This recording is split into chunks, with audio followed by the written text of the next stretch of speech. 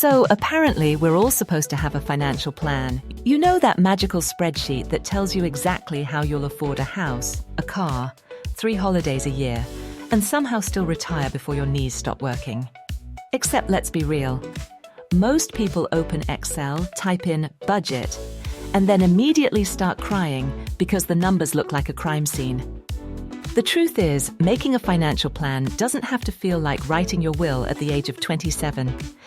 And today, I'm going to show you how to actually do it without needing a therapy session and 3 bottles of wine after.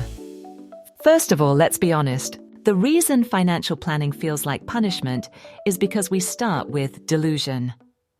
We write down dreams like buy a mansion or retire by 35 while earning £2,000 a month and spending £2,500. That's not a plan. That's a comedy sketch. A financial plan starts with facing the terrifying monster in the mirror, your bank account. Yes, the same account you only check when rent is due, and you pray to the gods of overdraft. Step 1. Know your numbers. And I don't mean, I think I spend about £200 on food. No, you don't! You spend £200 on food, plus £50 on Uber Eats, £70 on Deliveroo, £30 on Starbucks, and suddenly you've accidentally opened your own franchise. Here's the shock. Most people think they're broke because they don't earn enough. But half the time, it's death by 1,000 little purchases. You're not broke because of rent. You're broke because you keep treating your debit card like a magic wand that whispers, "Go on, you deserve it."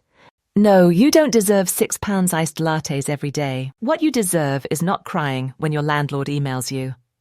So here's the first hack. Do a money autopsy. Literally go through your last 3 months of bank statements and highlight where your money actually went. I promise you, you'll find at least £100 that disappeared into the financial Bermuda Triangle. Subscriptions you forgot about. Trials you never cancelled. That one gym membership you're basically paying for so someone else can lift weights while you sit on your sofa. That £100 is your emergency fund's new best friend. Now, I know what you're thinking, but I want to enjoy life. Yeah, me too. But you know what's really enjoyable? Not panicking when your car breaks down. Fun fact, peace of mind is sexier than bottomless brunch. Put that on a t-shirt. The second hack to making a financial plan without crying is what I call lying to yourself, but in a smart way. Basically, hide your money from yourself. You need to trick your brain because your brain is a greedy little toddler. The moment payday hits, your brain thinks it's Christmas morning. New shoes. Yes. Takeaway? Obviously. Amazon basket? Smash that buy now button. Then by the 20th, you're Googling, can I survive on rice and vibes alone? Solution, automate your savings. The second your salary lands, shove at least 10% into a separate account you can't touch easily. Think of it like child-proofing your finances.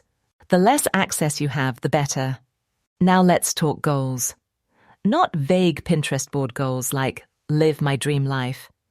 Be brutally specific. Do you want to save £5,000 for a deposit? Do you want to kill off £3,000 of credit card debt before it eats your soul alive? Do you want to go on a 200,000 holiday without selling a kidney? Write it down. Because when your plan has an actual number, it feels less like torture and more like a challenge. It's like turning money into a video game. Boss level, pay off debt. Reward, not crying when interest payments show up. And listen, I know debt is the big scary word nobody likes to talk about. It's like Voldemort for adults. But pretending it doesn't exist doesn't make it go away. In fact, debt grows faster than mold on bread. The biggest truth bomb I can drop here is this. Your debt is charging you rent for being broke. That £2,000 credit card balance? It's charging you like it owns the place. Every month you delay paying it off, you're just donating money to the bank's Christmas party fund. So step 3.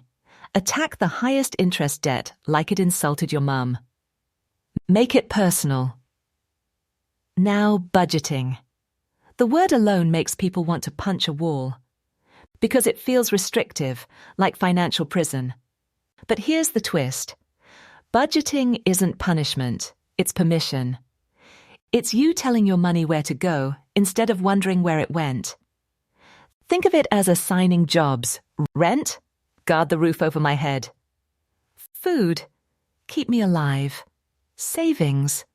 Build my future empire. Nights out? Entertain me but don't bankrupt me. Give every mass a mission. That way you don't feel guilty when you spend. You feel in control. Hack number 4. Build what I call a no-cry budget. This is when you budget for fun on purpose. Yes, I said it.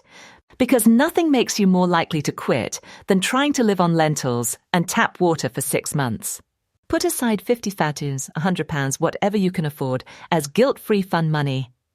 That way, when you buy that overpriced sushi or that jacket you've been eyeing, you don't spiral into self-hatred. It's in the plan. That £100 is cheaper than therapy. But here's the emotional bit. Most people's relationship with money isn't about maths. It's about trauma, shame, and comparison. Money makes us feel like failures because we tie our self-worth to our bank balance. We see someone on Instagram with a new car and suddenly feel like our entire existence is a mistake. Stop it. Your worth is not measured by how bougie your holiday is. Your financial plan is about you, not Karen from Instagram with her fake Bali lifestyle. And honestly, half of those influencers are in more debt than you. The 5th hack, break your money goals into tiny wins. Saving £10,000 feels impossible. Saving £100 10 times feels doable. Trick your brain into celebrating. Each time you hit a milestone, treat yourself, cheaply. Buy a donut, light a candle, dance in your kitchen. Celebrate progress, because progress is what keeps you moving. Let me drop a truth bomb. You don't need to earn 6 figures to have peace. What you need is control. And control comes from knowing your priorities. If your priority is saving for a deposit, then maybe your gym membership, 3 subscriptions, and constant takeaways need to take a back seat. And if your priority is mental health, maybe you don't cut everything. You just cut smarter. Balance isn't sexy, but it's sustainable. Another hack. Make your financial plan visible. Don't keep it hidden in a folder called Budget Hell XLSX. Write your goals on sticky notes. Stick them on your fridge, your laptop, even your bathroom mirror.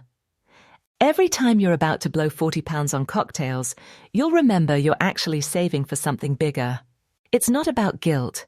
It's about reminding yourself why you're saying no today. And I'll be brutally honest, you will mess up. You'll overspend. You'll buy something dumb. You'll have a month where life punches you in the face. That's fine. Financial planning isn't about being perfect. It's about bouncing back faster. The crying happens when people give up entirely. The power comes when you say, "Okay, I screwed up, but tomorrow I try again." Here's another truth bomb. Future you is depending on present you.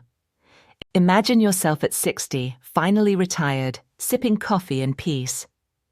That version of you is either grateful you made a plan, or furious you spent it all on Uber rides and ASOS hauls. Every $1 you save is basically paying rent to your future self. And let's be real, you'd rather pay yourself than Barclays. So how do you make this plan in under an hour without crying? Step 1, check your numbers. Step 2, cut the stupid stuff.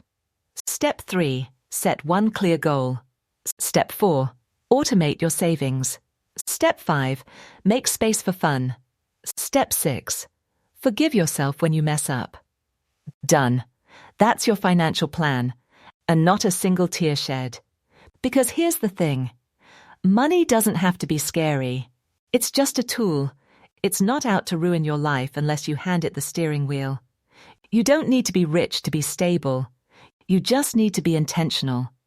You just need to be brave enough to look at your account, laugh at the dumb purchases, and then do better next month. And maybe, just maybe, if you stick to this, the next time someone says financial plan, you won't cry. You'll smile, because you'll know you've actually got one. And that, my friends, is worth more than any iced latte.